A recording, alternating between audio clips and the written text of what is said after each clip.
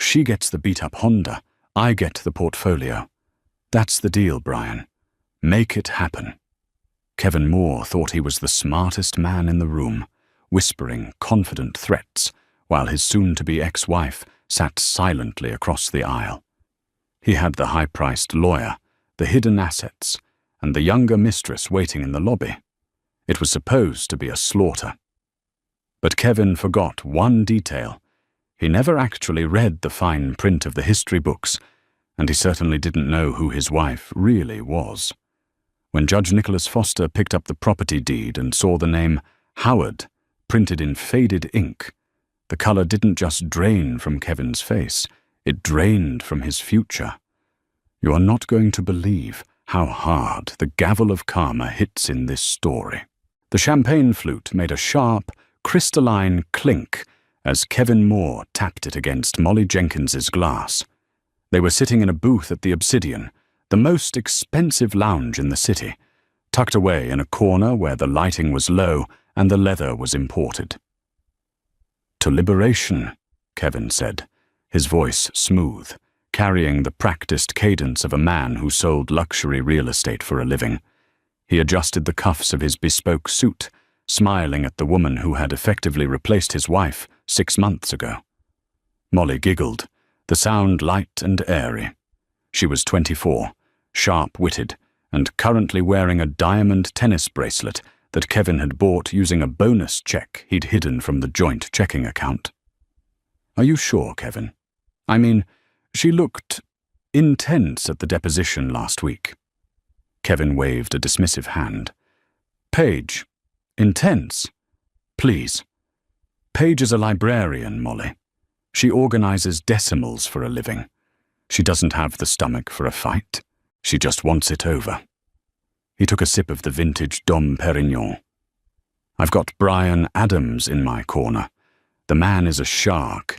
He's got her convinced that if she fights for the house, I'll expose her mental instability regarding her miscarriage 3 years ago. She's terrified. She'll sign whatever we put in front of her." Molly's smile faltered for a fraction of a second, perhaps a flicker of conscience, but she recovered quickly. "And the house? The lakeside property?" "Mine," Kevin said, his eyes gleaming. "I paid the mortgage. I paid the renovations. Sure, her name is on the title technically, but Brian has precedent. Contribution of funds outweighs titular claim in this state if we can prove she was financially dependent. And since she took that sabbatical to find herself last year, she has 0 income on the books." Kevin leaned back, feeling the weight of his wallet in his jacket pocket. He felt invincible. He had constructed this divorce like a masterful architectural project. He had siphoned funds into offshore crypto wallets that Brian Adams assured him were untraceable. He had gaslit Paige into believing she was lucky he hadn't divorced her sooner. He checked his watch. Tomorrow is the final hearing. Judge Nicholas Foster is presiding. Molly frowned. "Foster? Isn't he the one they call the hangman?" "He's strict," Kevin admitted, shrugging. "But he's a traditionalist. He likes facts, figures, and breadwinners. He doesn't like emotional outbursts. And Paige, well, she's been emotional lately. Brian is going to provoke her. She's going to cry. And Foster is going to look at her like a hysterical liability.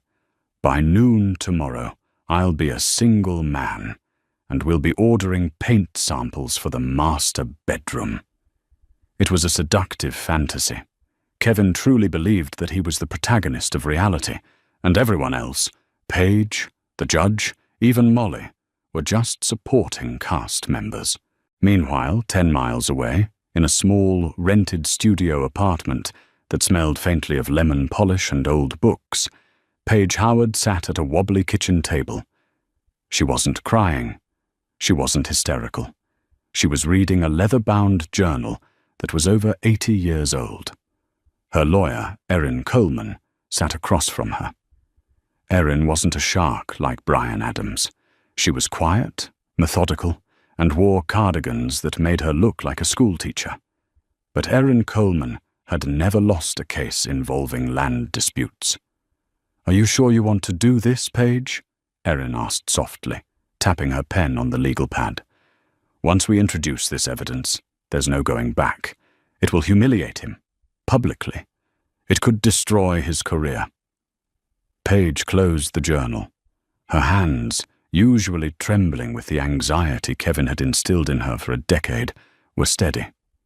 She thought about the tennis bracelet she'd seen the receipt for in the trash. She thought about the way Kevin had mocked her grief when they lost the baby. She thought about the mental instability narrative he was spreading to their mutual friends. "He wants the house, Erin," Paige said, her voice raspy but firm. "He wants the land. He told me yesterday that I was a squatter in his life." Paige looked up, her green eyes hardening into flint. "Let him have his day in court. Let him think he's won. I want him to feel the height of the fall." The courtroom preparation began long before the sun rose. For Kevin, it involved a 40-minute grooming session, ensuring his hair was perfectly coiffed to look successful, yet humble, and a pep talk with Brian Adams over espresso. "Remember," Brian said, pacing Kevin's living room, the living room Kevin was fighting to keep. Brian was a short, aggressive man who compensated for his stature with $3,000 suits and a voice that carried across parking lots. "We stick to the narrative. Paige is unstable. She contributed nothing to the estate value. You are the sole provider. We offer her a pittance of alimony for 2 years, and she keeps the car. That's it." "What if she brings up the affair?" Kevin asked, adjusting his tie. "She has no proof. Rumors aren't evidence. And even if she does, Judge Foster doesn't care about infidelity unless it affects the finances. Did you spend money on Molly?" "Cash only," Kevin lied. He hadn't used cash for the bracelet, but Brian didn't need to know that. "Then we're good. We go in, we crush her, we leave." On the other side of town, the morning was quieter. Paige Howard stood in front of the mirror in her small bathroom. She wore a navy blue dress, simple, conservative, dignified. She pulled her hair back into a severe bun. She looked at her reflection and barely recognized the woman staring back.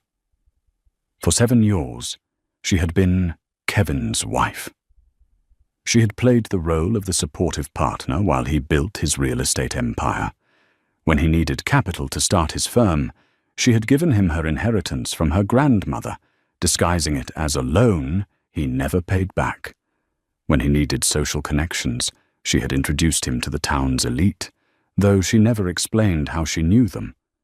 Kevin had never asked. That was his fatal flaw. He was so obsessed with his own reflection, he never bothered to look closely at hers. He knew her name was Paige Howard, but he assumed Howard was just a common name, like Smith or Jones. He didn't know the history of the county. He didn't know why the old library was named the Howard Athenaeum. She picked up her phone. One missed message from Kevin. "Don't make this hard on yourself, Paige. Take the deal. Brian is ready to play dirty if you don't." She deleted the message without replying. She walked out to the living room, where Erin Coleman was waiting with a heavy banker's box. "We have the affidavits?" Paige asked. "We have everything," Erin said. "And I spoke to the clerk this morning. Judge Foster is in a mood.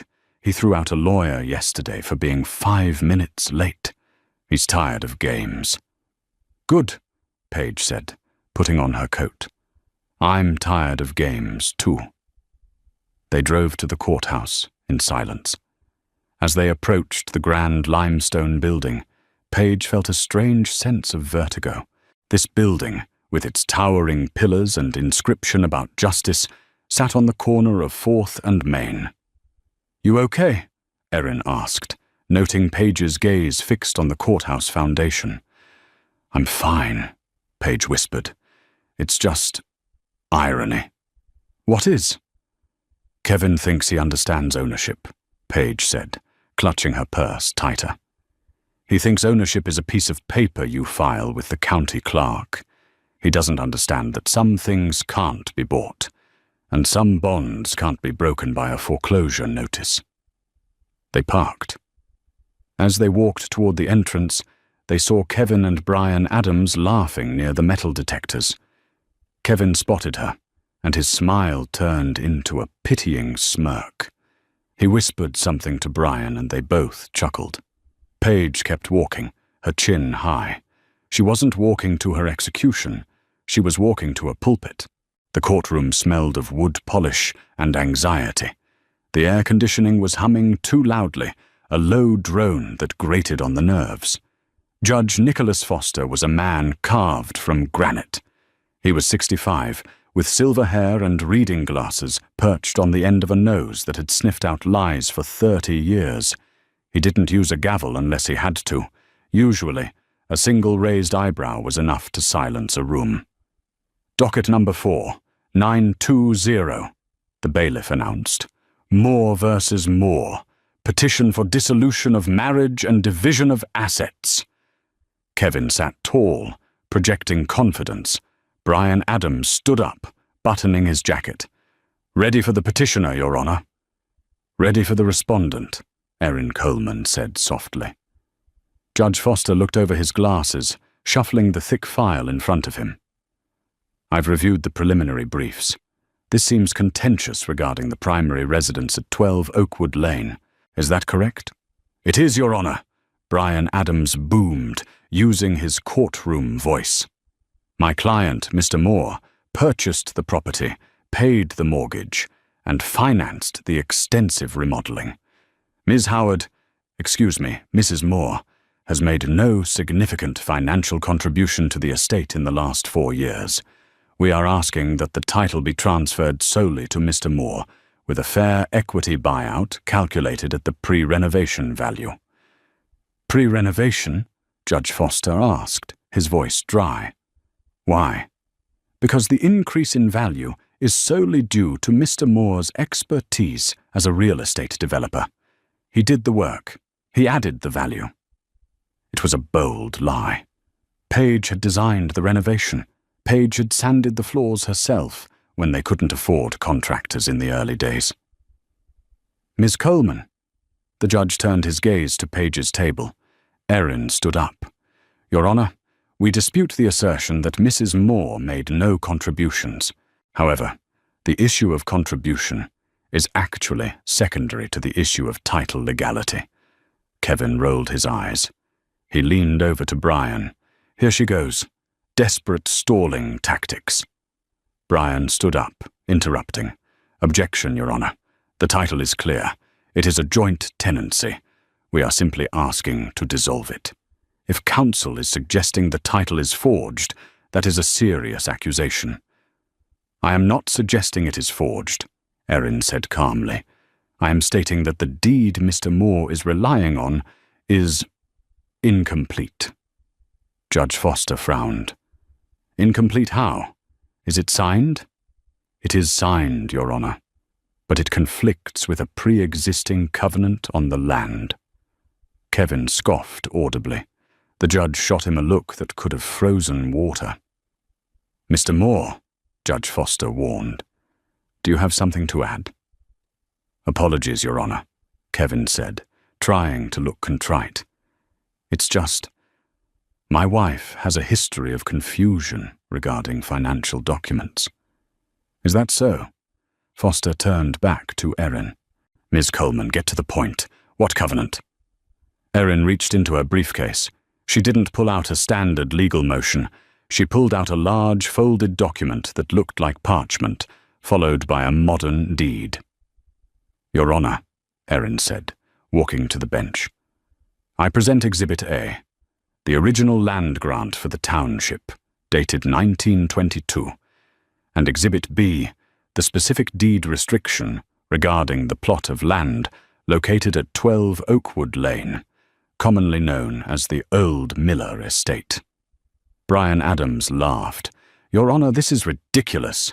We are talking about a house built in 2015.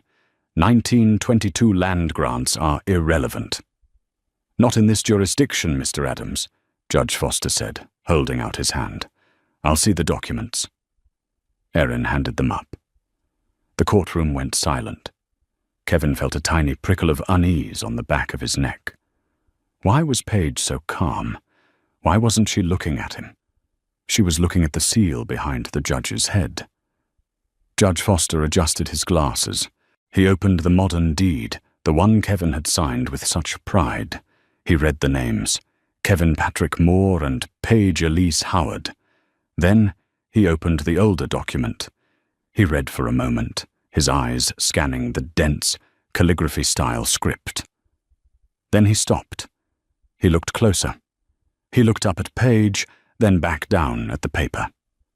The judge's demeanor changed. The boredom vanished, replaced by a sharp, predatory alertness. He looked at the modern deed again. Mr. Adams, Judge Foster said, his voice dropping an octave. You filed this motion claiming your client, Mr. Moore, has the superior claim to the land based on financial contribution? Yes, Your Honor. He paid for it. He paid for the structure, Judge Foster corrected. But are you aware of the ground lease terms attached to this specific subdivision? Ground lease? Brian blinked. No, Your Honor. It's fee simple ownership. It is not, Judge Foster said. He held up the old parchment. This entire subdivision, the Oakwood Preservation, sits on land that was never sold. It was leased in a 99-year trust by the founding family to ensure preservation of the lakefront. Kevin whispered frantically to Brian. What is he talking about? I bought that land. The trust, Judge Foster continued, ignoring the whispering, stipulates that the land title remains with the direct lineal descendants of the founder. Any structure built upon it is subject to the approval of the landholder. And if a transfer is attempted without the landholder's consent, the structure's ownership reverts to the trust. The judge leaned forward, staring directly at Paige. The founder of this trust, Foster read from the paper, was a man named Elijah Howard. Kevin froze. Howard. Judge Foster looked at the modern deed. Paige Elise Howard. The judge looked at Kevin, his eyes narrowing. Mr. Moore, did you know your wife is the sole surviving trustee of the land your house sits on? Kevin's mouth opened, but no sound came out. The air left the room. I don't, Kevin stammered. Because, Judge Foster said, a dark amusement coloring his tone. According to this deed, you don't own that house, Mr. Moore. You are essentially a tenant, and your landlord is sitting at that table. Paige finally turned to look at Kevin. She didn't smile. She just watched him, like a scientist watching a bug trapped in amber. Mr. Adams, the judge said, his voice booming now, I suggest you take 5 minutes to explain to your client what reversionary interest means. Court is in recess. The gavel slammed down, sounding like a gunshot in the silent room. Kevin stared at Paige, the horror slowly dawning on him. It wasn't just a divorce case anymore. It was an eviction, and he was on the wrong side of the door. The recess was supposed to be 15 minutes. It stretched to 45. In the polished marble hallway outside courtroom 4B, the air was thick with the scent of expensive cologne and panic. Brian Adams, the shark who had promised a slaughter, had lost his teeth. He was pacing furiously, his Italian leather shoes squeaking against the floor, barking into his phone at a junior paralegal back at his firm. I don't care if the archives are dusty, Jenkins. Get me the county records from 1920 to 1930. Yes, all of them. I need a loophole in the Howard Trust. Search for easement exceptions, abandonment of claim, anything. Kevin Moore stood against the wall, pressing a cold water bottle to his forehead. He looked pale, the color of wet ash. He felt like he had been punched in the gut by a ghost. "How is this possible, Brian?" Kevin hissed, his voice trembling. "She's a librarian. She drives a Honda Civic with a dent in the bumper. She clips coupons for yogurt. How is she that?" Brian hung up the phone with a violent stab of his finger and whirled on his client. "She's not just a librarian, Kevin. She's a Howard. Do you know who the Howards are in this state? They aren't rich, like you think you're rich with your leased BMW and your leveraged portfolio. They're, we own the mountain the coal comes from. Rich. They're old money, invisible money, the kind of money that builds libraries just to have a quiet place to read." "Why didn't she tell me?"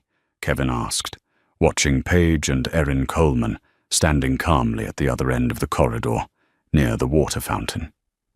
Paige looked serene, almost bored, checking her watch. "Maybe she did," Brian snapped, loosening his tie. "Maybe you weren't listening, or maybe she knew you'd do exactly what you're doing now, trying to bleed her dry, so she kept the ultimate trump card in her back pocket." Kevin felt a wave of nausea. He thought back to the early days of their marriage. Paige had suggested a prenup. He had been offended, thinking she didn't trust his potential earnings. She had dropped it with a strange smile. He realized now that the prenup wasn't to protect his future assets. It was to protect him from the trust's wrath. "Fix this," Kevin demanded, his old arrogance trying to surface through the panic. "I am not losing that house. It's my portfolio's centerpiece. I have investors lined up to flip it next year. I leveraged the renovation costs against my commercial holdings. If I lose the title, the bank calls the loans on everything." Brian stopped pacing. He looked at Kevin, his eyes narrowing. "You leveraged the renovation? Does the bank know you don't hold the land title?" They assumed standard fee, simple ownership," Kevin stammered. "I might have streamlined the paperwork." Brian closed his eyes and exhaled slowly. "Kevin, if we lose this, you aren't just homeless. You're looking at fraud charges. We have to win. We have to break that trust." "How?" "We get dirty," Brian said, his voice dropping to a conspiratorial whisper. "The judge mentioned the morality clause, infidelity or abandonment. We flip the script. We argue that she abandoned the marriage emotionally. We argue that she entrapped you. We go with the unjust enrichment angle." "Unjust enrichment?" "We argue that she acted in bad faith," Brian explained, his eyes gleaming with a desperate, slimy light. "She allowed you to pour millions into her property, knowing she would revoke the title. That's a form of fraud. We paint her as a black widow who lured you in to renovate her ancestral home and then kicked you out. We sue for the value of the improvements plus damages." "Do it," Kevin said, smoothing his tie, desperate to believe the lie. "Destroy her." Across the hall, Erin Coleman watched them conspiring. "They're going to pivot to bad faith," she murmured to Paige. "They're going to say you set a trap. They'll try to paint you as a manipulator." Paige took a sip of water. "I didn't set a trap, Erin. I told him when we bought the lot that my family had a connection to it and we could get it for a nominal fee. He was so busy bragging to his friends about stealing the land for $1 that he never asked what the connection was. He signed the papers without reading the addendum." "I know," Erin said. "But be prepared. They're going to get nasty now. They have nothing left to lose." When court reconvened, the atmosphere had shifted. The air was heavier, charged with the static of imminent conflict. Judge Foster looked impatient, tapping his pen against the bench. He wanted to wrap this up, but Brian Adams came out swinging, his posture aggressive. "Your Honor," Brian began, his voice dripping with faux outrage as he approached the bench. "While the deed issues are complex, they point to a much darker reality. This was a premeditated long con by Mrs. Moore." Paige stiffened in her chair. "My client," Brian gestured to Kevin, who looked suitably victimized, shoulders slumped, head bowed, poured his life savings, his blood, sweat, and tears into building that home. Mrs. Moore sat back and watched him do it, knowing full well that this obscure 1922 clause existed. She withheld material facts. She deceived her husband. This isn't a property dispute. It is a calculated theft of equity. Judge Foster leaned back, his face unreadable. "Fraud requires intent to deceive, Mr. Adams. Do you have proof she hid this?" "We have the fact that she never mentioned being an heiress," Brian shouted, slamming his hand on the table. "And now she claims she wants the house.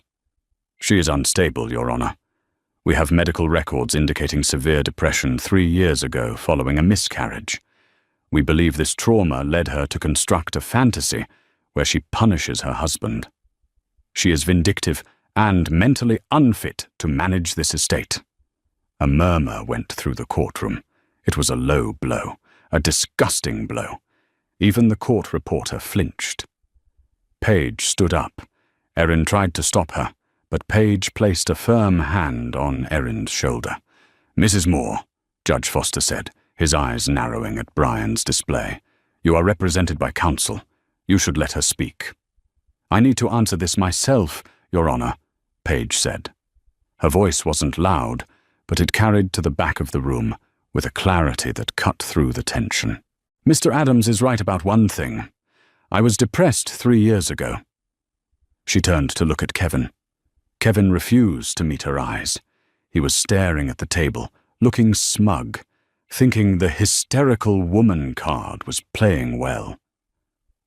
"I lost our daughter," Paige said, her voice trembling slightly but never breaking.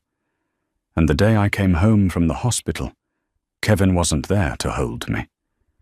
He was at a closing dinner for a commercial strip mall.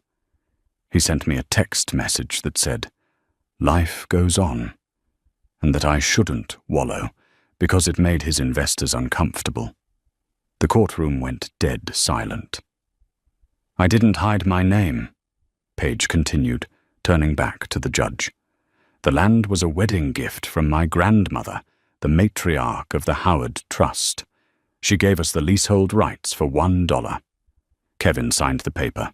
The document was titled Leasehold Grant from Howard Trust to K. Moore and P. Howard. It was the first page of the closing packet. She picked up a document from her table. He didn't read it because he was too busy yelling at the notary to hurry up so he could make his tea time. He didn't know I was an heiress because I didn't want my money to define our marriage. I wanted to be loved for me. When I realized he only loved my utility, I stayed quiet. I let him build his castle because it was the only thing that kept him happy enough to leave me alone." "And now?" Judge Foster asked gently. "Now," Paige said, her voice turning to steel, "I am exercising the clause. Paragraph 4, Section B. In the event of marital dissolution, where the non-blood spouse has committed infidelity or abandonment, the lease is terminated immediately." Brian Adams froze. He scrambled through his papers. I don't see that." "It's in the 1922 addendum," Erin Coleman pointed out helpfully, sliding a paper across the table. "The morality clause. It's archaic, but it was never repealed.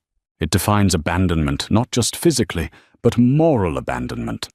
"Infidelity is hearsay," Brian shouted, desperation clawing at his throat. "You have no proof. A few dinners with a colleague is not adultery." Paige looked at the back of the courtroom. The heavy oak doors opened. A young woman walked in. She looked terrified, clutching her purse with white knuckles. It wasn't Molly Jenkins. It was Sarah Miller, the receptionist from Kevin's real estate firm, the woman who managed his schedule, his expenses, and his secrets. I call Sarah Miller to the stand, Erin Coleman said. Kevin's face went from pale to grey. Sarah knew about the offshore accounts. Sarah knew about the hotels. But worse, Sarah knew about the bank documents. The testimony of Sarah Miller was not long, but it was an avalanche that buried Kevin Moore. She had been subpoenaed quietly by Erin Coleman weeks ago. Faced with a choice between perjury and betraying a boss who underpaid her, Sarah chose self-preservation. She sat in the witness box, looking small. "Ms. Miller," Erin asked gently, "did you book travel for Mr. Moore and a Ms. Molly Jenkins?" "Yes," Sarah whispered. 5 times, to Cabo, Aspen, and Miami. He used the company credit card and told me to code it as client development." "And did Mr. Moore ever ask you to perform duties outside of your job description?" Sarah took a deep breath. She looked at Kevin, who was staring at her with wide, terrified eyes, silently pleading. She looked away. "Mr. Moore instructed me to forge Mrs. Moore's signature on a second mortgage application 3 months ago," Sarah said into the microphone. Judge Foster's eyebrows shot up into his hairline. The pen dropped from his hand. "Excuse me?" He wanted to pull equity out of the house to cover a bad investment in crypto," Sarah said, her voice gaining strength. "He practiced her signature on legal pads in his office. He told me to notarize it. I refused, so he found someone online who would do it for cash." Kevin stood up, knocking his chair over with a loud clatter. "She's lying. She's a disgruntled employee. I fired her for incompetence." "Sit down, Mr. Moore," Judge Foster barked. The sound cracked through the room like a gunshot. "One more outburst and I will hold you in contempt and have you removed in shackles." Kevin sank back down, hyperventilating. Bryan Adams had his face in his hands. He knew it was over. The morality clause in the trust was bad enough. That just meant losing the house. But bank fraud, forging a spouse's signature on a federally insured loan? That was prison time. "Ms. Coleman," Judge Foster said, his voice icy calm, "do you have this mortgage document?" "We acquired it from the bank this morning, Your Honor," Erin said, handing up a fresh file. "We were saving it for the rebuttal, but since Mr. Adams brought up bad faith, we felt it was relevant to show who was actually acting in bad faith." Judge Foster examined the signature. He looked at Page's real signature on the affidavit. They were similar, but the pressure points were wrong. It was a clumsy forgery, done by a man who thought he was too smart to get caught. "Mr. Moore," the judge said, lowering the paper. He took off his glasses. "Not only does it appear you do not own the land this house sits on, but it also appears you have committed a felony to extract value from a structure you were rapidly losing claim to." Kevin looked at Bryan. "Do something," he hissed. "Object. Say it's inadmissible." Bryan Adams stood up slowly. He began packing his briefcase. "What are you doing?" Kevin whispered. "I'm withdrawing," Bryan said quietly, but loud enough for the microphone to catch. "I cannot represent a client who demands I suborn perjury and who has committed fraud without my knowledge. You're on your own, Kevin." Bryan walked out. He didn't look back. Kevin Moore sat alone at the defendant's table. The large, empty expanse of wood suddenly felt like a desert island. He looked across the aisle. Page wasn't looking at him with anger anymore. She was looking at him with pity, and that hurt worse than the anger. Judge Foster cleared his throat. "Mr. Moore, you are currently unrepresented. I strongly suggest you find criminal counsel immediately. But as for this court, I have seen enough." The judge picked up his pen. "I am issuing a ruling from the bench. The court upholds the validity of the Howard Trust and the reversionary interest clause. The property at 12 Oakwood Lane, including all improvements and structures, is the sole property of the trust, administered by Paige Howard. Kevin put his head on the table. Furthermore, the judge continued, I am freezing all of Mr. Moore's assets, pending an investigation into the alleged bank fraud. And regarding the request for spousal support? The judge paused, looking at Paige.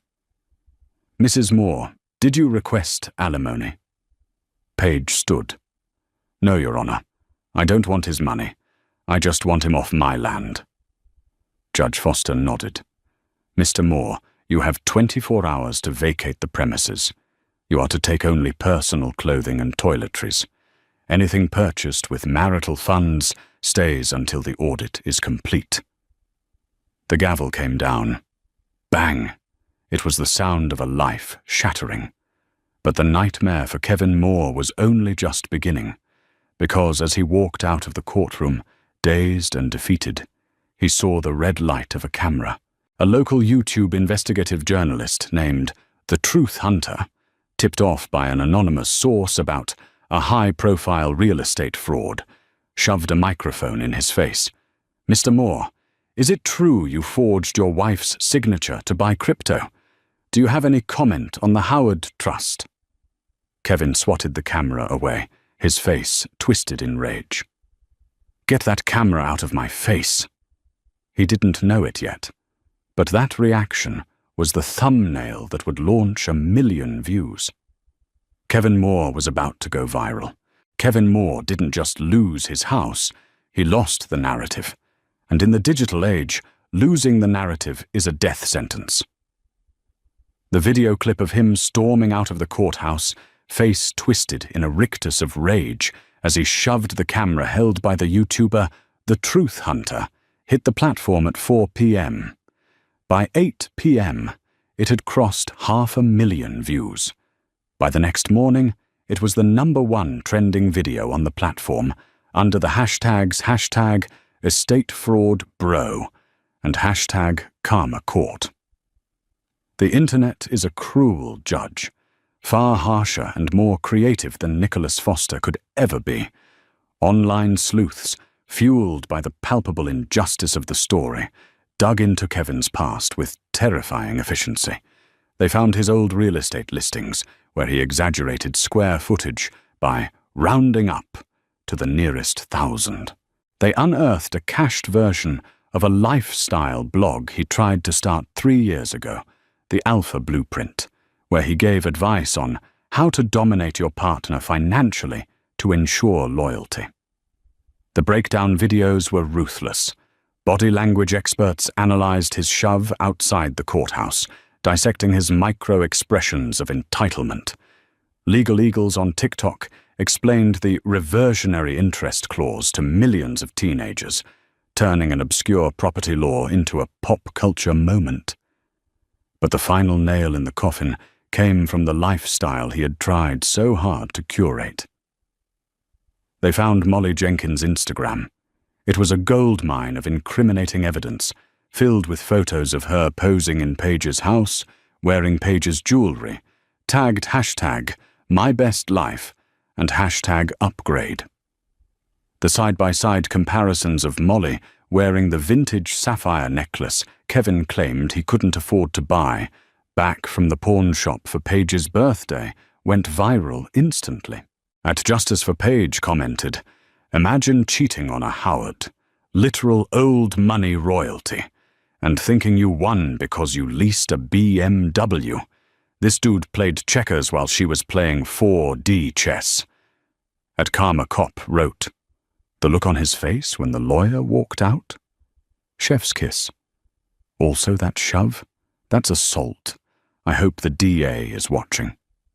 Kevin was staying at a Motel 6 off the highway, a place that smelled of stale cigarette smoke and industrial cleaner. His credit cards were frozen.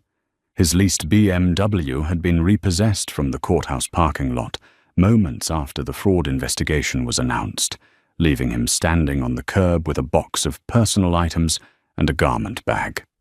He sat on the lumpy mattress, the blue light of his phone illuminating his hollow face. He scrolled through the comments, unable to stop. It was a form of self-flagellation. He watched his reputation incinerate in real time. His phone rang. It was his boss, Gary, the owner of the brokerage firm. Kevin cleared his throat, trying to summon his closer voice. "Gary, listen, I know how this looks. It's all a misunderstanding. The lawyer screwed me up. I'm going to—" "Kevin, shut up!" Gary's voice was ice cold. "The FBI was here this morning. They seized your work laptop and your files. Do you have any idea what this does to my firm's reputation? Gary, please, you're fired. Effective immediately. And don't bother coming in for your personal effects. We boxed them up and left them with security. If you step foot on the property, we'll call the police. You are radioactive, Kevin. Lose this number." The line went dead. Hunger gnawed at him. He hadn't eaten in 24 hours. He pulled a baseball cap low over his eyes and walked across the parking lot to a 24-hour diner. He sat in the back booth, ordering a black coffee and toast. The waitress, a woman in her 50s with tired eyes, poured his coffee. She lingered for a moment, staring at him. Kevin kept his head down. "Say," she said, her voice dropping, "you look like that guy." Kevin froze. "What guy?" "That guy on the phone." She pointed to a teenager in the next booth, watching a video without headphones. Kevin heard his own voice screaming from the phone speaker. "Get that camera out of my face!" "No," Kevin whispered. "I just have one of those faces." "You sure do," the waitress said, not kindly. She slammed the coffee pot down. "That poor wife. My ex tried to take my trailer. I hope she takes you for everything." She walked away. Kevin left a crumpled $5 bill, his last cash, and ran out of the diner without drinking the coffee. Back in the motel room, he thought about calling Molly. She was the only one who might understand. She was his partner in crime, wasn't she? She had enjoyed the fruits of his fraud. He dialed her number, his thumb shaking. "The number you have dialed is no longer in service." Of course, Molly wasn't in love with Kevin. She was in love with the lifestyle Kevin provided. Without the platinum credit cards and the lakeside mansion, Kevin was just a middle-aged man with a pending prison sentence. She had ghosted him faster than he had discarded Paige. A heavy, suffocating silence filled the motel room, broken only by the sound of trucks passing on the highway. For the first time in his life, Kevin Moore cried. Not for his lost marriage or for the pain he caused, but for the realization that he was exactly what he accused Paige of being, a nobody. While Kevin's world was contracting into a prison of his own making, Paige's world was expanding. She stood on the back deck of the house at 12 Oakwood Lane. The sun was setting over the lake, casting long shadows across the water. The house was quiet. The toxic energy Kevin had brought into it, the frantic need to impress, the loud parties where he interrupted everyone, the shallow conversations about crypto and golf, was gone. Erin Coleman stood beside her, holding 2 mugs of herbal tea. "The locks are changed," Erin said, checking a list on her tablet. "And the security system has been updated. If he tries to come within 500 feet, the police are automatically notified. We also filed a restraining order based on the threats he made in the courthouse hallway." "He won't come back," Paige said softly, watching a heron take flight from the reeds. "He's too proud. He'd rather sleep in the woods than let me see him defeated. He might not have a choice regarding the sleeping arrangements," Erin noted dryly. "I heard the repo trucks were busy today. The grapevine says he's at the Motel 6 off I-90. Paige took a sip of the tea. She looked out at the massive oak tree near the waterline, the tree her grandfather Elijah had planted 90 years ago. Kevin had wanted to cut it down because it blocked 5% of the view from the master bedroom. He called it dirty lumber, and had actually hired a tree service to remove it while Paige was visiting her mother. She had come home just in time to stand in front of the chainsaw. It was one of the few times she had truly fought him. "What will you do with the place?" Erin asked, looking back at the sprawling mansion. "It's a lot of house for one person. The upkeep alone, the heating, the grounds." "I'm not staying here," Paige said, surprising her lawyer. "Not like this." She turned and walked back into the house, her heels clicking on the imported Italian marble. Marble Kevin had screamed at her for scratching once.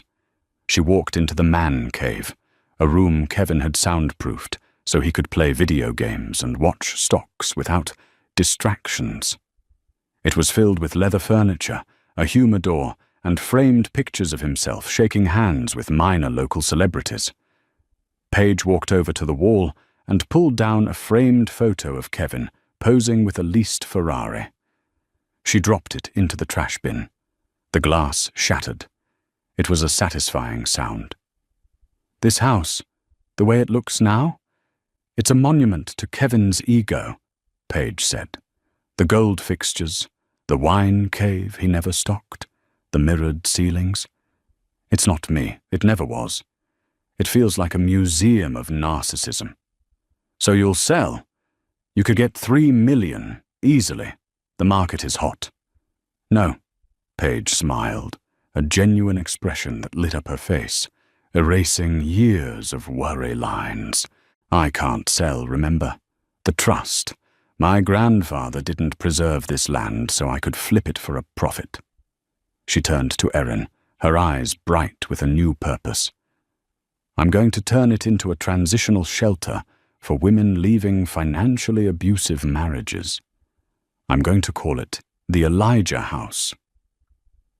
Kevin wanted this place to be a symbol of exclusive wealth, a place to keep people out. I'm going to make it a symbol of inclusive safety, a place to bring people in. Erin stared at her client.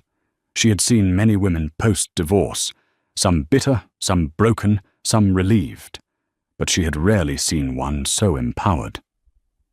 "That is poetic justice?" Erin whispered. "It's not justice," Paige corrected, her voice firm. "It's responsibility.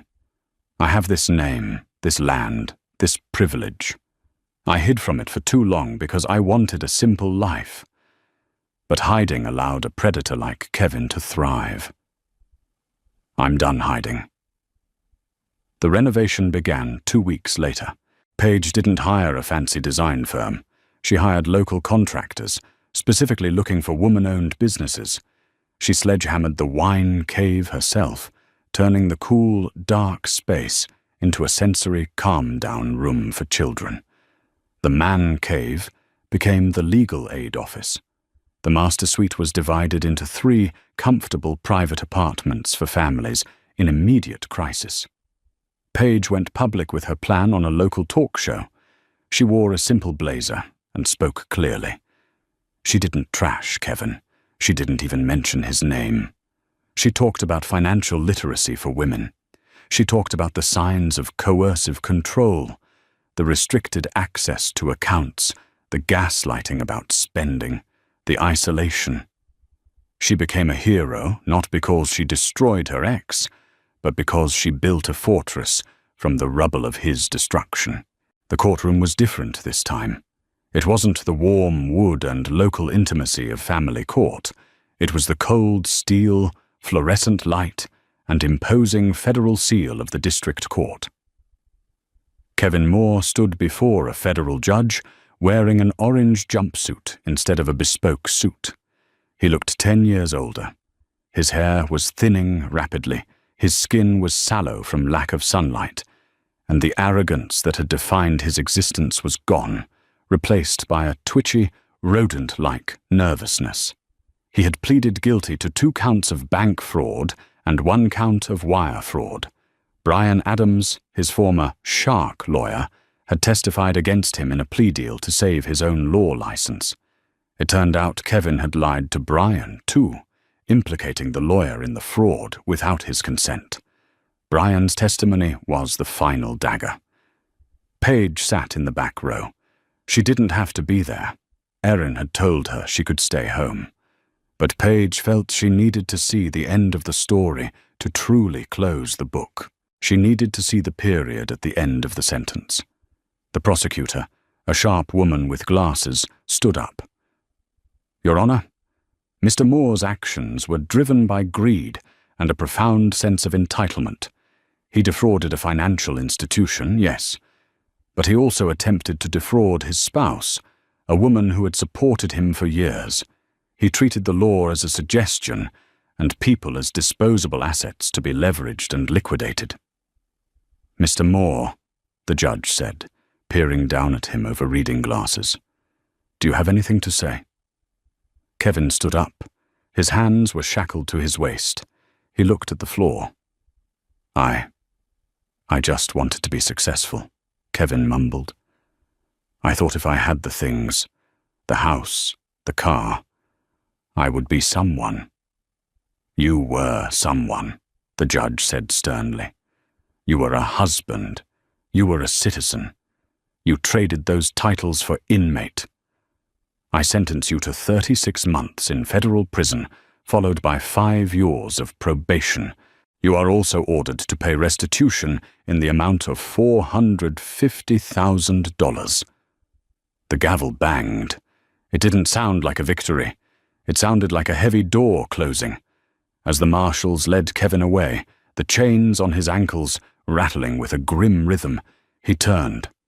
He scanned the gallery, desperate for a friendly face. He found none. No Molly, no business partners, no friends. But then his eyes locked on Paige. He paused. The marshal tugged his arm, impatient. Kevin looked at her, really looked at her for the first time in years. He saw the strength he had mistaken for weakness. He saw the dignity he had tried to strip away. He mouthed 2 words. "You won." Paige looked at him, her face calm, void of malice.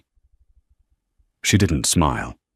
She just shook her head slightly and mouthed back, "I survived." She watched him disappear through the side door. It was over. The man who had made her feel small for a decade was now just a number in the Bureau of Prisons database. Paige walked out of the courthouse. The air was crisp. Fall had arrived, painting the city in shades of gold and amber. She got into her Honda. She still drove it. She liked it. It was reliable. And drove toward the lake. When she pulled into the driveway of 12 Oakwood Lane, the house was buzzing with activity. It didn't look like a fortress anymore. It looked like a home. There were flower pots on the steps. A tricycle was overturned on the lawn. A young woman was sitting on the front porch steps, holding a battered suitcase, looking terrified. She had a bruise on her cheek and a toddler clinging to her leg, hiding his face in her denim skirt. Paige parked the car and walked up the path. The young woman looked up, flinching slightly, her eyes darting around as if expecting an attack. "Hi," Paige said gently, stopping a few feet away to give her space. "I'm Paige. You're safe here." I don't have any money," the woman whispered, her voice cracking. "My husband, he controlled everything. He said I'd never make it on my own. He said the judge would never believe me." Paige felt a familiar ache in her chest, but it wasn't pain anymore. It was empathy. "I know," Paige said, offering a genuine, warm smile that reached her eyes. "I've been there. He was wrong, and you don't need money to be here." The woman looked at the massive house, then back at Paige. "Why? Why do you do this?" Paige looked up at the oak tree, standing tall and unbending against the wind. "Because someone has to hold the deed to the truth," Paige said. "Come inside. Let's get you some tea." As they walked through the front door, the sunlight hit the new brass plaque Paige had just installed by the entrance. It didn't say, "The Moore Estate." It read, "The Elijah House. Established 1922. Reclaimed 2024. Kevin Moore wanted a trophy wife and a trophy house, But he forgot that trophies are inanimate objects, and people are not. He underestimated the quiet librarian, never realizing that the strongest trees have the deepest roots. In the end, Kevin lost everything: his freedom, his reputation, and his ego, while Paige turned her pain into a sanctuary for others. It's a brutal reminder that when you try to bury someone, you better make sure they aren't a seed. If you enjoyed this story of justice served cold, hit that like button and subscribe for more tales of karma catching up to those who deserve it. Share this video with someone who needs to be reminded that the truth always comes out in the deed. Thanks for watching.